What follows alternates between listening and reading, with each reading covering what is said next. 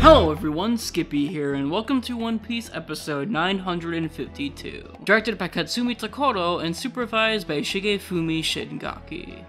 While Takoro and Shingaki are both capable of delivering some good episodes every now and again, being surrounded by super good ancillary staff or not, but they're both also known for being quite possibly two of the most inconsistent staff members on the show, who have under-delivered just as much as they've plainly delivered. And it looks like they might be doing just that with 952. While what looks to be Masahiro Kitazaki's work for the big moment with Kaido and Big Mom looks just as good as we've come to expect from him, completely trumping any of Shingaki's actual corrections from what we've seen, everything surrounding it looks visually bland direction and animation wise when compared to the efforts that we've seen prior to this, even if there's some cool lighting in places for specific locales. Of course, it's possible that the preview could just be edited weirdly and there looks to yet again be some fun filler, but it's better to be safe than sorry with something like this, so I will still be approaching the episode with the utmost caution. So will episode 952 end up doing justice to the great clash between these two legendary pirates? Let's prepare for the shockwaves around Onigashima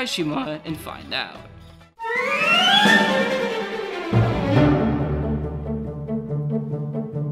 This episode covers the remaining pages of chapter 951 and the first 3 pages of chapter 952. And man, I can't describe how great it feels to have one well-paced episode after another. While there may be a somewhat lengthy flashback to Yasui's execution towards the start that can slightly dampen the episode's opening moments, the rest of the episode goes through the remainder of the manga content at a speed that feels just right and coherent, while also tacking on some smaller filler that extends said manga content, with Zoro approaching Guikimaru, or adds in new scenes to go together with the additions from previous episodes, such as Luffy training his Ryuo with Hyogoro to get back on his feet again after the mummy poisoning, and to achieve the power once again. Combine that with solid usage of OST that mixes both old and new music tracks to add to the needed comedy and or gravitas of a scene, and you've got a pretty well adapted episode, all things considered. It may lack some of the atmosphere that the directors before Takoro brought to the table, which might irk some, but each major event is given its proper time to breathe and it feels like they're all done adequate justice despite that, so it's not really an issue at all that the director is somewhat weaker even if there could have been better. It's crazy just how much adapting 12 pages with a tiny bit of some filling in can really make an episode feel like it's got stuff going on in it. But I'm certainly not complaining as I check off the box for adaptation since this episode truly did pass in that area.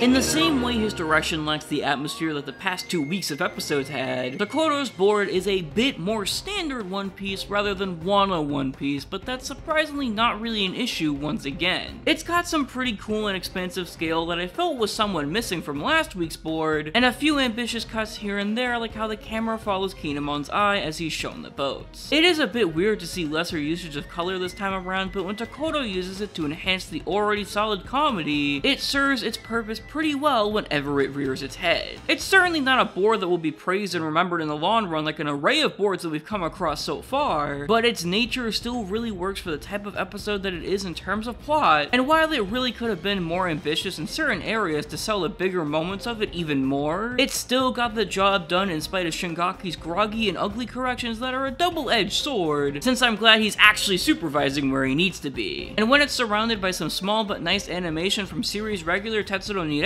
whose attention to detail with smears and effects work really make Zoro's sword swings against Guikimaru extra powerful, 952 is a good bit better than I expected it to be. It's not some insanely good episode that will get people talking, and even if I did enjoy it, I still would have liked for better staff to have taken control of it, but it's nowhere near the type of quality that I expected it to be when I saw the preview, so I'm definitely pleasantly surprised at the results. But next week though, we're really in for a good one. Not only is assistant director Ryosuke Tanaka, who did a fantastic job with Nakashima's board in 926, returning to execute yet another one of his boards, but the newest supervisor on the team, Keita Saito, is flexing super duper hard, with some sexy corrections that are packed with nice yet not overbearing shading, and it's looking like Chu Young-sa and probably more will be bringing it to life in so many different ways. With so much character acting and awesome action animation packed into the preview, making it almost feel tailor-made for me, you bet your ass I'm looking forward to this one. Anyways guys, that's it for now. I'm Skippy, and man, Shingaki's Hiyori is just really fucking funny.